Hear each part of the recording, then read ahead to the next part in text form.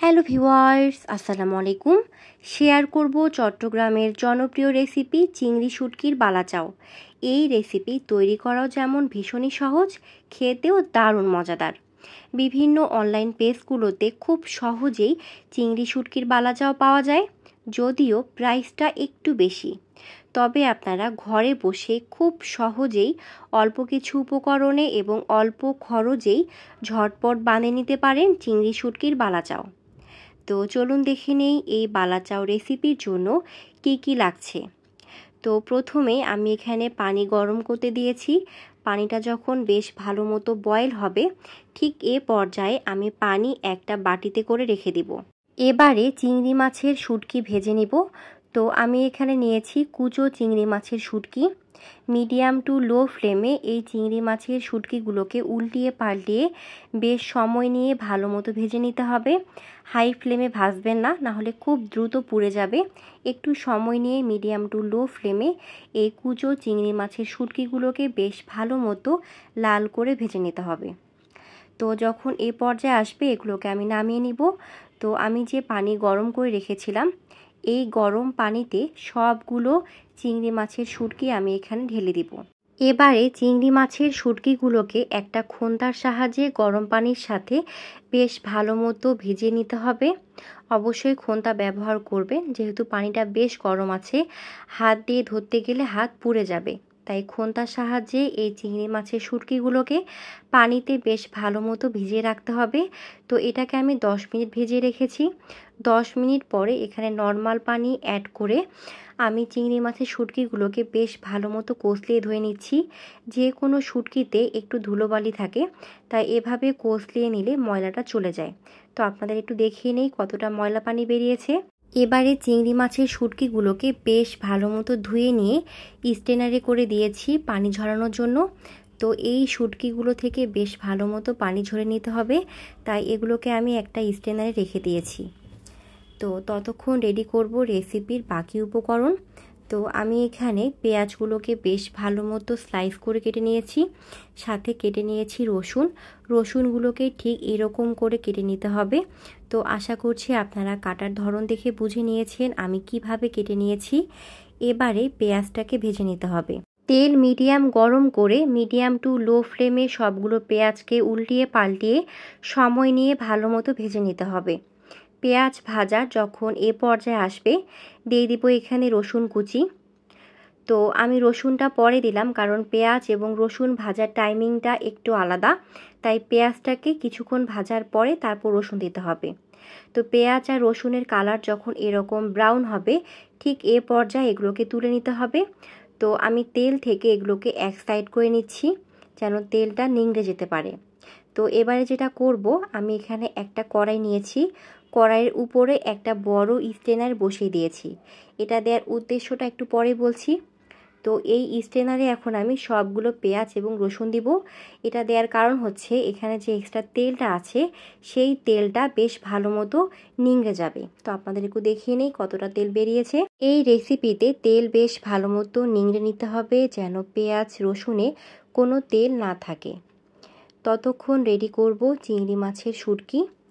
তো যে তেলে পেঁয়াজ রসুন ভেজে নিয়েছিলাম, একই তেলে চিংড়ি মাছের শুটকিগুলোকে ভেজে নেব। তো আবারও বলছি, চিংড়ি মাছের শুটকি থেকে পানিটা বেশ ভালো মতো ঝরিয়ে নিতে হবে। তারপরে তেলে ভেজে নিতে হবে মিডিয়াম টু লো ফ্লেমে। এই চিংড়ি মাছের শুটকিগুলোকে সময় নিয়ে উল্টিয়ে পাল্টিয়ে বেশ ভালো মতো ভেজে নিতে হবে। এমনভাবে ভাজতে হবে যেন চিংড়ি মাছের শুটকিগুলো বেশ ক্রিস্পি থাকে। তো চিংড়ি মাছের শুটকি ভাজার যখন এ পর্যায়ে আসবে, বেশ মুচমুচে হবে, একটু ব্রাউন কালার হবে, এ পর্যায়ে এটাকে আমি নামিয়ে নিব। তো এবারে যেটা করব, যে স্ট্রেনারে আমি পেঁয়াজ এবং রসুন তেল নিংড়ানোর জন্য রেখেছিলাম, সেই স্ট্রেনারটা আবার নিয়ে নিচ্ছি। তো এখানে যেটা করব, পেঁয়াজ রসুনটাকে আমি একটু সাইড করে স্ট্রেনারটা একটু কাত করে দিলাম। তো এখানে আমি দিয়ে দিচ্ছি চিংড়ি মাছের শুটকিগুলোকে তেল নিংড়ানোর জন্য।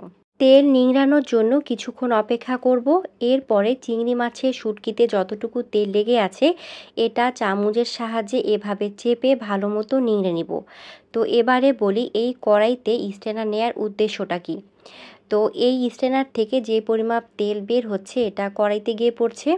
তো এই কড়াইতে আমি পরবর্তীতে যে কোনো ধরনের ভাজি কিংবা সবজি রান্না করতে পারবো। অন্য কোনো বাটিতে নিলে সেটা ধোয়ার একটা ঝামেলা থাকতো, তো ডিরেক্ট কড়াইতে পড়ছে, তো এই কড়াইতে রান্না করা যাবে। এবারে দিব 1 চা চামচ তেল, দিয়ে দিচ্ছি মরিচ গুঁড়ো। এটাকে একদম লো ফ্লেমে ভাজতে হবে যেন না পুড়ে যায়। কয়েক সেকেন্ড পরে দেখবেন এরকম বুদবুদ তৈরি হবে, সাথে মরিচের কাঁচা স্মেল চলে যাবে। এবারে দিয়ে দিচ্ছি এখানে ভেজে রাখা চিংড়ি মাছের শুটকি, সাথে ভেজে রাখা পেঁয়াজ এবং রসুনের মিশ্রণ। তো এবারে সবগুলো উপকরণ একসাথে ভালো মতো মিক্সড করে 5 মিনিট মতো ভেজে নিব। ভাজার এ পর্যায়ে দিয়ে দিব এখানে টেস্ট অনুযায়ী লবণ, সাথে দিচ্ছি এখানে শুকনো মরিচ গুঁড়ো বা চিলি ফ্লেক্স, সেটাই বলেন না কেন। তো আমি এখানে শুকনো মরিচ ভেজে গুঁড়ো করে দিয়েছি। তো এবারে সবগুলো উপকরণ ভালো মতো মিক্সড করে আরও 10 মিনিট ভেজে নিব। এ পর্যায়ে চুলার ফ্লেম লো রাখতে হবে। মিডিয়াম কিংবা হাই ফ্লেমে ভাজতে গেলে চিংড়ি মাছের শুটকিগুলো বেশি ভাজা হয়ে যাবে, খেতে ভালো লাগবে না। তো এগুলো আমাদের ভাজা একদমই কমপ্লিট। এ পর্যায়ে চুলা অফ করে দিব। তো আপনাদের একটু দেখিয়ে নেই যে কী রকম ভাজা হবে। ঠিক এরকম ব্রাউন কালার হবে এবং অনেক ক্রিস্পি হবে। তো এবারে যেটা করব, সবগুলো চিংড়ি মাছের শুটকি এক সাইড করে নিব যেন তেলটা বেশ ভালো মতো নেড়ে যেতে পারে। সাথে কড়াইটা একটু বাঁকা করে নিতে হবে। তো আশা করছি দেখে বুঝে নিয়েছেন কতটা তেল ছেড়ে দিয়েছে। তো এ পর্যায়ে সবগুলো চিংড়ি মাছের শুটকি আমি একটা বক্সে নিয়ে নিব। তো আমাদের বালা চাও একদমই রেডি। তো আপনারা চাইলে এগুলো পরিমাপে বেশি করে বানিয়ে ফ্রিজে নরমালে রেখে দীর্ঘদিন রেখে খেতে পারেন, মিনিমাম 2 মাস পর্যন্ত। তো ভিউয়ার্স, আজকের রেসিপি কার কাছে কেমন লেগেছে অবশ্যই তা কমেন্টে জানাবেন। তো আশা করছি আপনারা দেখে বুঝে নিয়েছেন কত অল্প সময়ে এবং অল্প কিছু উপকরণ দিয়েই এবং অল্প খরচেই তৈরি হয়ে গেল চট্টগ্রামের জনপ্রিয় রেসিপি চিংড়ি মাছের শুটকির পালাচাও। তো এবার এটাকে ঢাকনা দিয়ে আমি ফ্রিজে নর্মাল চেম্বারে রেখে সংরক্ষণ করব। তো একটুখানি বালাচাও দিয়ে আমি এটাকে ভর্তা করে দেখাবো। নিয়েছি এখানে পেঁয়াজ কুচি, কাঁচামরিচ, ধনেপাতা কুচি। দিয়ে দিব এখানে একটুখানি লবণ, যদিও বালাচাওয়ে আমি লবণ দিয়েছিলাম। নিয়ে নিচ্ছি একটুখানি সর্ষের তেল। এবারে সবগুলো উপকরণ একসাথে ভালো মতো মিক্সড করে নিব। এরকম করে চটকে নিতে হবে। এবারে নিয়ে নিব একটুখানি বালাচাও। তো এটা অল্প একটু নিলেই কিন্তু হয়ে যায়। এটা একদম মুচমুচে, খেতে কিন্তু বেশ দারুণ লাগে। তো এই বালা চাউয়ের এই ভর্তাটা দিয়ে গরম গরম ভাত খেতে কী যে দারুণ লাগে। তো আপনারা যারা এখনও বানিয়ে খাননি অবশ্যই বাসায় তৈরি করবেন, দেখবেন কতটা টেস্ট লাগে। এটা জাস্ট অল্প একটুখানি নিলেই হয়ে যায়। আমার চ্যানেলে প্লে লিস্টে ভর্তা নামে একটা ফোল্ডার আছে, সেখানে আমি অনেক পদের ভর্তা রেসিপি আপনাদের সাথে শেয়ার করেছি। প্রায় 22 রকম পদের ভর্তা রেসিপি সেখানে দেয়া আছে। আপনারা যারা ভর্তা খেতে ভীষণই পছন্দ করেন, আশা করছি তাদের কাছে সেই ভর্তা রেসিপিগুলো ভীষণই ভালো লাগবে, চাইলে দেখে নিতে পারেন। তো ভিউয়ার্স, আজকে এ পর্যন্তই। ইনশাল্লাহ দেখা হবে আবারও নেক্সট কোনো নতুন ভিডিওতে।